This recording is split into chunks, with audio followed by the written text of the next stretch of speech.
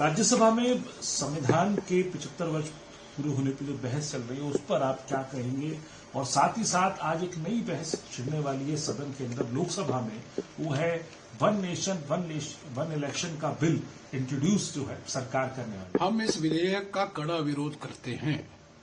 17 जनवरी 2024 को कांग्रेस अध्यक्ष मल्लिकार्जुन खड़गे जी ने रामनाथ कोविंद जी की समिति जो थी, रामनाथ कोविंद जी उसके अध्यक्ष थे, उनको 4 पन्ने का एक खत लिखा कि कांग्रेस पार्टी क्या कारण हम इस विधेयक का विरोध कर रहे हैं। हम वन नेशन वन इलेक्शन का विधेयक को संविधान के खिलाफ मांगते हैं।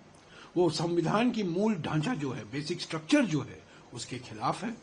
लोकतंत्र को हटाने के लिए, लोकतंत्र को चुप करने के लिए ये चलाया जा रहा है। ये एक तंत्र का तोप है, एक तंत्र का तोप का एक हथियार है वन नेशन वन इलेक्शन। और मैं कह दूं, ये वन नेशन वन इलेक्शन विधेयक एक जुगल है संविधान बदलने का। और ये संकेत तो दे दिया था प्रधानमंत्री ने लोकसभा में अपने भाषण में, जब उन्होंने कहा था कि पहला संशोधन जो आया था हमारे संविधान का, वो अंतरिम सरकार की थी, पार्लियामेंट की नहीं थी, निर्वाचित, पूरी तरीके से निर्वाचित नहीं हुई थी सरकार। 1947 से 1952 तक 5 साल जिस कैबिनेट में जवाहरलाल नेहरू, सरदार पटेल, बाबा साहब अम्बेडकर, श्यामा प्रसाद मुखर्जी जैसे बड़े बड़े व्यक्ति कैबिनेट मंत्री थे, उनको उन्होंने नहीं निर्वाचित हुए वाली कैबिनेट कह दिया। और इसका मकसद क्या था? मकसद, जवाहरलाल नेहरू ने इसका जवाब दिया जब संशोधन आया, पहला संशोधन, तब उन्होंने कहा आप इस संशोधन का विरोध कर रहे हो क्योंकि हम अंतरिम सरकार हैं। क्या जब हमने संविधान अपनाया, जब हमने संविधान को अडॉप्ट किया, तब क्या हम पूरे निर्वाचित सरकार थे? हम तो अंतरिम सरकार ही थे ना। 1947 से लेकर 1952 तक पहला चुनाव, आम चुनाव हमारे देश में 1952 में हुआ।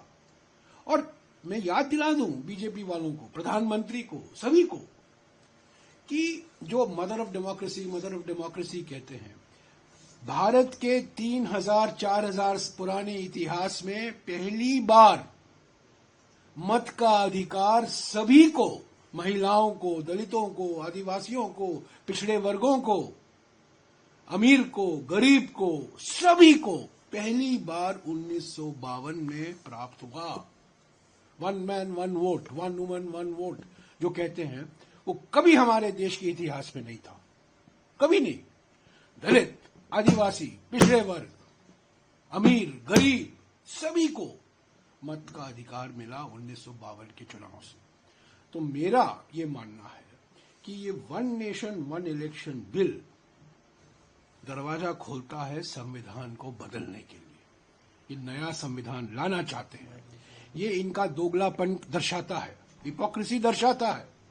यहां माथा टेकते हैं, बाबा साहब अम्बेडकर की का नाम तो लेते हैं, पर असली मकसद क्या है? One nation one election bill पहला मील पत्थर है। दूसरा मील पत्थर है इस संविधान, बाबा साहब अम्बेडकर के संविधान को बदलो। क्या लगता है सर आपको कि ये सरकार की मंशा आप बता रहे हैं कि इसके पीछे संविधान बदलने की है, संविधान को संविधान संशोधन के लिए नहीं है, संविधान बदलने के लिए। संविधान संशोधन और संविधान बदलने में जमीन आसमान का फर्क है। 106 संविधान संशोधन हुए हैं 1951 से लेकर, और किस संदर्भ में हुए हैं? एक ऐतिहासिक संदर्भ है, कुछ मजबूरियां होती है संशोधन करने के लिए। पहला संशोधन इसीलिए लाया गया था क्योंकि जमींदारी अधिनियम सुप्रीम कोर्ट रद्द कर रही थी। इसीलिए लाया गया था क्योंकि अनुसूचित जाति, अनुसूचित जनजाति और ओबीसी वर्गों के लिए आरक्षण के कानून थे। सुप्रीम कोर्ट ने Tamil Nadu Champakam Dorairajan versus state of Madras, उसको रद्द किया, रिजर्वेशन को रद्द किया। पहला संविधान संशोधन नहीं होता, जमींदारी खत्म नहीं होती, शेड्यूल कास्ट, शेड्यूल ट्राइब और ओबीसी वर्गों के लिए आरक्षण नहीं मिलता। यही तो मकसद था। तो ऐसे 106 संविधान संशोधन हुए हैं। संविधान संशोधन करना वास्तविक है, वो वक्त की पुकार है, पर नरेंद्र मोदी जी का मकसद जो है संविधान बदलने का मकसद है। क्योंकि ये संविधान मनुस्मृति के आदर्शों पर नहीं बनाया गया है। आरएसएस की आलोचना 1949 से हो रहा है और आज उसको हकीकत में बदलना चाहते हैं। और पहला ब्यूगल जो बजा है आज one nation one election bill को लेकर, और मैं विश्वास के साथ कह सकता हूं कि अगला ब्यूगल बनेगा नया संविधान। सर, इसके अलावा